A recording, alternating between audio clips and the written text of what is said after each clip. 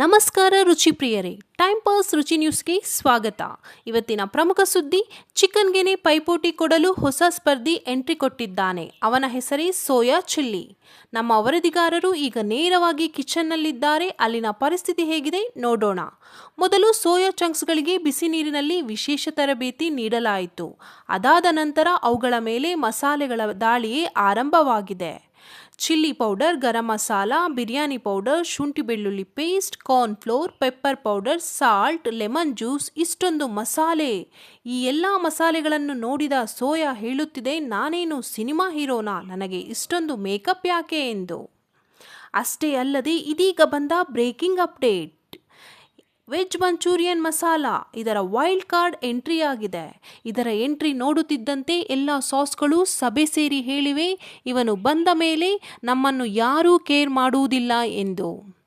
ಅಷ್ಟೇ ಅಲ್ಲದೆ ಮ್ಯಾರಿನೇಟ್ ಆದ ಸೋಯಾ ಈಗ ಪ್ಯಾನ್ಗೆ ಎಂಟ್ರಿ ಕೊಟ್ಟಿದೆ. ಆವಾಗಲೇ ಎಣ್ಣೆ ಹೇಳುತ್ತಿದೆ, ದಯವಿಟ್ಟು ಎಲ್ಲರೂ ಸಾಲಾಗಿ ಬನ್ನಿ ಎಂದು.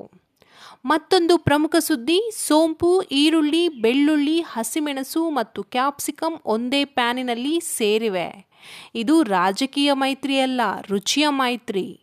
ಇದೀಗ ವೆಜ್ ಮಂಚೂರಿಯನ್ ಮಸಾಲೆಯ ನೀರನ್ನು ಇದಕ್ಕೆ ಸೇರಿಸಲಾಗಿದೆ. ಇದರಿಂದ ಎಲ್ಲ ವೆಜಿಟೇಬಲ್ಸ್ನಲ್ಲಿರುವ ಒಗ್ಗಟ್ಟು ಜಾಸ್ತಿಯಾಗುತ್ತಿದೆ. ಇವುಗಳ ಒಗ್ಗಟ್ಟನ್ನು ನೋಡಿದ ಸೋಯಾ ಚಂಕ್ಸ್ ಕೂಡ ನಾನು ಇದೇ ಗುಂಪಿನೊಡನೆ, ಇದೇ ಪಕ್ಷವನ್ನು ಸೇರಲು ಸಜ್ಜಾಗಿದ್ದೇನೆ ಎಂದು ಅದು ಕೂಡ ಅವುಗಳೊಡನೆ ಬೆರೆತು ಹೋಗಿದೆ. ಕೊನೆಯಲ್ಲಿ ಎಲ್ಲವೂ ಗಟ್ಟಿಯಾಗಿ ಒಗ್ಗಟ್ಟಿನಲ್ಲಿ ಬಲವಿದೆ ಎಂದು ಸಾರಿದೆ. ಇದು ಮಸಾಲೆಗಳ ಕತೆ. ಜಗಳದಿಂದ ಶುರುವಾಗಿ ರುಚಿಯಲ್ಲಿ ಮುಗಿದ ಸ್ನೇಹದ ಕತೆ. ಇಂದಿನ ರುಚಿಕರ ಸುದ್ದಿ ಇಲ್ಲಿಗೆ ಮುಕ್ತಾಯ. ಈ ಸುದ್ದಿ ನಿಮ್ಮ ಮುಖದಲ್ಲಿ ನಗು ಮೂಡಿಸಿದ್ದರೆ ಒಂದು ಲೈಕ್ ನೀಡಿ, ಸಬ್ಸ್ಕ್ರೈಬ್ ಮಾಡಿ, ಶೇರ್ ಮಾಡಿ. ಅಷ್ಟರವರೆಗೆ ರುಚಿಯಾಗಿರಿ, ಖುಷಿಯಾಗಿರಿ, ನಮ್ಮ ಚಾನಲ್ನ ನೋಡ್ತಾ ಇರಿ. Thank you.